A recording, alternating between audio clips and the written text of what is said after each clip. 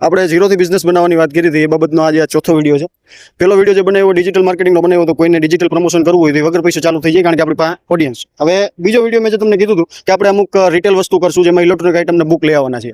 તો આપણે એક બુક પસંદ કરી છે ભગતસિંહ સાહેબની, જેમાં એનું ટાઇટલ છે હું નાસ્તિક કેમ છું. તો આનાથી આપણે બે કામ કરશું. એક તો પૈસા બી કમાશું આ પ્રોડક્ટને સેલ કરીને, બીજા નંબરમાં સમાજની અંદર જે આપણે એક જાગૃતતા ફેલાવવાની વાત છે તે પણ આનાથી આવશે. તો બે કામ થશે. હવે જોઈએ કેટલીક સફળતા આપણને આમાં મળે છે. રોડ ઉપર ઊભી રાખીને આ એક ગાડી છે, એની ઉપર મેં કાંઈ બીજું નથી કર્યું. આ 4-5 જે હું બુક્સ લેવો છું અને આ રીતે ગોઠવી છે. ટોટલ બુક્સ જે હું લેવો છું એ 20-25 બુક્સ છે. તો આ રીતે 4-5 બુક્સને ગોઠવી છે અને આપણે આ રોડ ઉપર ઊભા છીએ. આવનારા લોકોને આપણે અપીલ કરશું કે આ બુક નહીં ખરીદે. આપણે એક પેલી સેલ કરી દીધી છે વિજયભાઈ ડાંગરને, અને પેલી બુક આપણે વેચી દીધી છે. ધન્યવાદ. આપું તમને 20 રૂપિયા.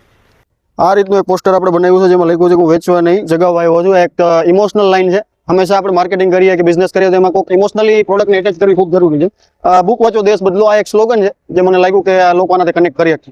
એક બુક વેચવામાં તો બહુ વાર ન લાગી, તરત આવતા ભેગી વેચાઈ ગઈ, પણ અડધી કલાક જેવી બાજી બીજી બુક વેચવામાં ફણી આવી ગયા છે. હજી કોઈ લેતું નથી. જોઈએ આજ સુધીમાં કેટલી બુક આપણે વેચી ગઈ છે. ભગતસિંહ સાહેબની છે હું નાસ્તિક કેમ છું. એક જ છે. આ જ જરૂરી છે. વાંચો, છોકરાને વચાવો, બહુ કામની વસ્તુ છે. ભગવાન ક્યાં છે આ વાંચીને ખબર પડશે.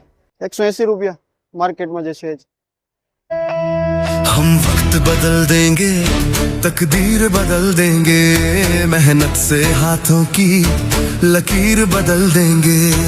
किसने कहा है होनी पहले से लिखी है, किसने कहा है होनी पहले से लिखी है, अगर लिखी है तो होनी की तासीर बदल देंगे.